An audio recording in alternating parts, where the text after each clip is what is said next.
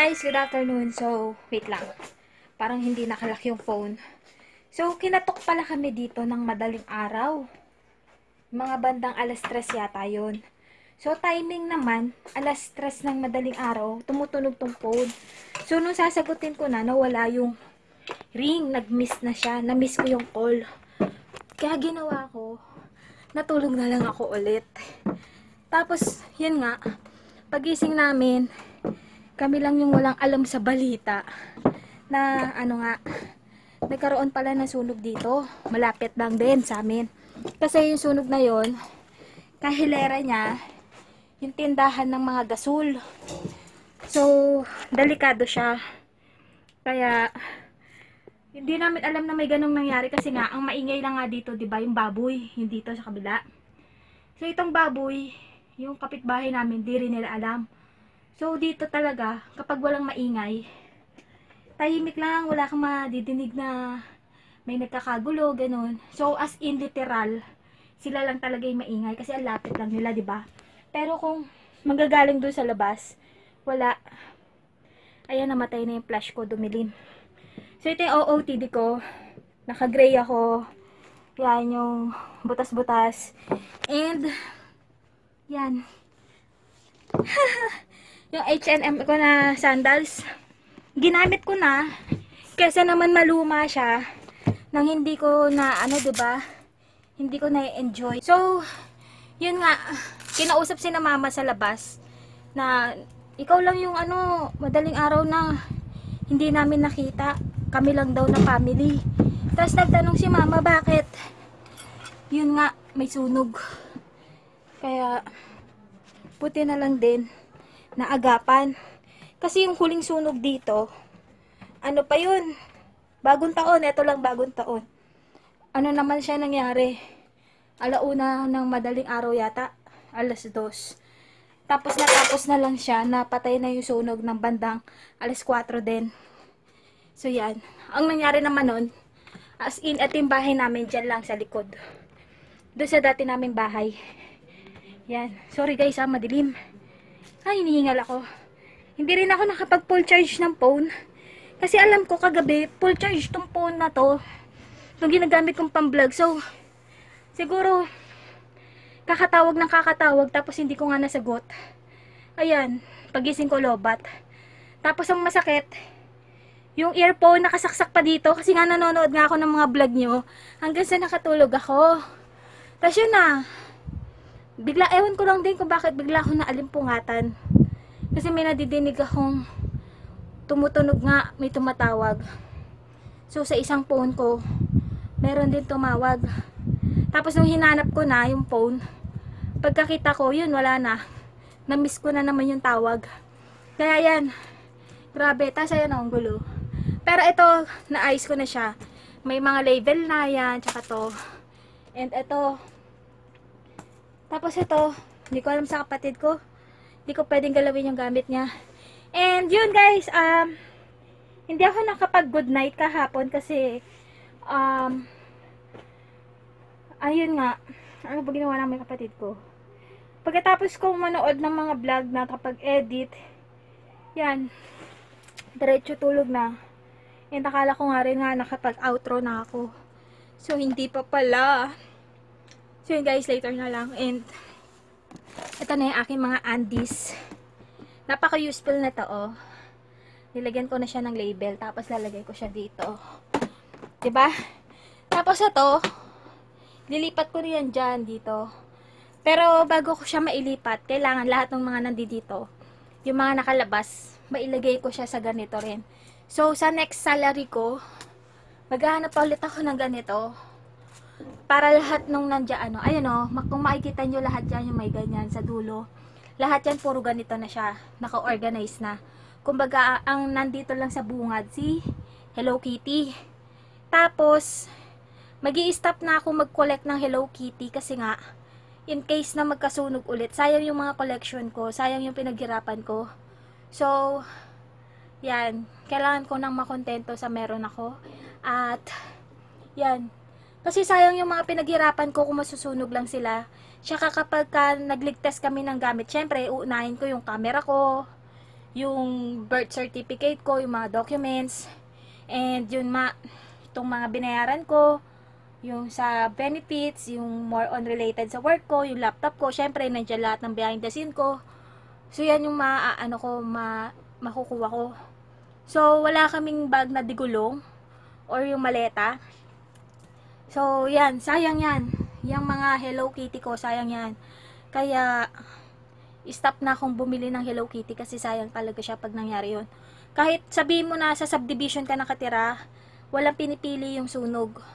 Kaya nag-stop na rin ako nito, yung bumili ng una na Hello Kitty. Ito. Dalawa lang yung ganito ko, yung cupcake, tsaka itong itsurang ice cream. Dapat kasi bibilin ko pa yung candy. Kaso wag na. Okay na ako dyan. 'Di ba? Kasi sayang yung sayang lahat ng pinagpaguran ko. Okay lang sana ko lahat ng pinagpaguran ko, merong makikinabang. Yung mga family namin sa Pangasinan, okay sa akin yun. Pero yung ganito na masusunog lang, ayoko. Hindi ko gusto. So yan guys, later na lang and ipo-full charge ko muna to kasi madilim, wala akong dalang extra cellphone. And itong cellphone na pang radyo ko, hindi siya pwedeng pang-vlog kasi liliit yung space niya, ganun no. 'Di ba? Alam niyo na yan guys, yung dati kong cellphone, yung Sony, yung maliit na ginagawa ko na lang pang sound trip. Yun yung dating pang-vlog ko nung wala pa ako J7. Kaya yung sa screen ko, 'di ba, may itim pa sa side, na akala naka-portrait ako pero naka-landscape na yung settings niyan. And yun, thank you din pala doon sa nagsasabi sa akin dati na, ate, wag ka mag-portrait, i-landscape mo yung phone mo para, yun nga, malapad. So, naka-landscape ako niyan, talagang, lang talaga siya. Yung settings nung cellphone, hanggang lang talaga siya, maliit. So, yun, alam ko, nakita niyo na yun. So, sana yung nagsabi sa akin noon, nandiyan pa rin siya, nakasub pa rin siya sa akin. And, siya yung kauna-unahan sa akin na nagsabi noon na, yun nga, kailangan kong ayusin yung settings ko. So, thankful ako na meron akong mga viewer or yung mga nanonood sa akin na naging kaibigan ko na tinatama yung settings ko. So, kapag nga sinasabi niyo yung sa akin, ina-apply ko siya kagad. So, ito yun. Yan. At likod lang to yung may camera. So, ganito lang kaliit yung screen niya. Kaya pag nilagay siya sa YouTube, maliit lang din. So, yung sukat nito, maliit lang. Kaya, kumbaga parang sa lens ng DSLR, macro, kumbaga parang ikaw yung lalapit, malapitan. Ganon siya. Compare dito sa J7, ikaw yung mag-zoom in, zoom out, ganon. Basta ganon. Yung mga photographer, alam nila yan, yung mga macro lens, camera root, yon. So yun guys, ayusin ko muna to and magpapalit na ako, laki ng tiyan ko. Doon kami kumain sa labas kasi mamayang gabi na kami magluluto ng ulam dito. Wala din yung kapatid ko. Kaya yun. Ilaw. Sakit ilaw. Andito siya. Patayin ko guys yung flash. Liwanag. Kay Kati. Ayan o. Si Kati. Japan? Hindi. Filipino? Australia. Australia siya. Manonood ka? Apo. Tukin TV. Hikakin. Ayan o. Sino? Panoorin mo na naman. Hikakin. So yun guys, later na lang. Ha? Anuin ko muna siya. Straighter? Oo, sabi mo, see you later. Ako naman muna manonood. Naubos ko kanini Onesa. Yung TV. Yan guys, may makulit. Siya na naman siya. Ito oh. Sira, ko eh.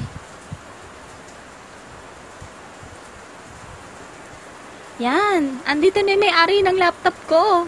Siya na ngayon yung manonood. Ano papanoorin mo dyan? Saan? Saan? Ito? Titulo ko. Ito? Ito. Ay, may payong. Di ba may ganyan kang payong? Oo. Ayan guys, siya lang nakakaintindi. Oo. Si Hikakin. Basta si Kakin TV narinig ko eh. Oh, ayan. Pinapanood niya guys. And siya lang din nakakabasa niyan. Mamaya na ako, yun na yung last na vlog ko kay Sis Cathy. Just Cathy, Friendly Race. Then, after nito siguro shout out kung kaya pa. And if ever na hindi na kaya, bukas. If ever naman na wala akong pasok bukas, makakapag-shout out ako. And if ever na meron, bahala na. So, yun guys, ito. Yan ang bata mo kulit. Malaki. Nabusog ka kahapon? Nung umalis tayo? Sayonara, tumadachi ka na. Bukas naman. Bye-bye. Ayan guys, marunong siya magbasa ng katakana. Ako hindi ko mabasa. Ito, kuriwa. Hindi niya kilala lahat ng Pokemon guys. So nakikita niya lang yung mga pangalan dito. Tapos binabasa niya, tinatranslate niya sa akin. Sino yan? Sino yan? Ikura. Max. Ayan o. Kuriwa to. Wala pa yan. Wala pa.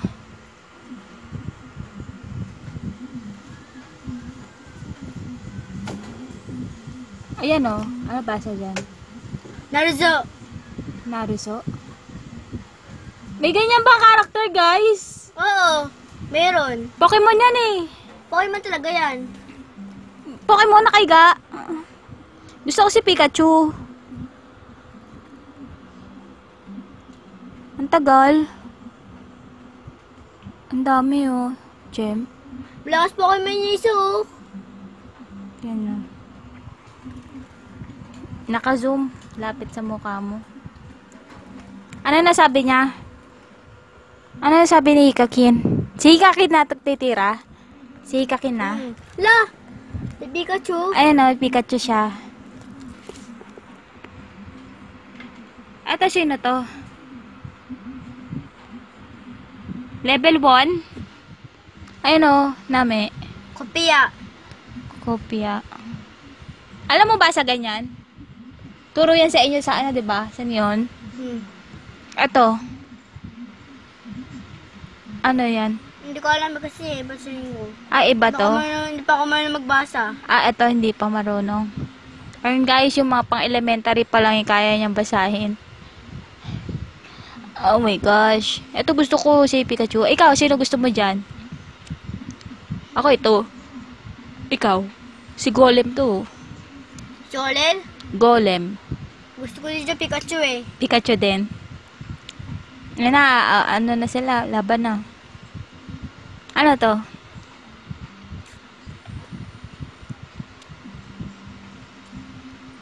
Ganun pala yan. Ayun guys, baka makapiright ako niyan.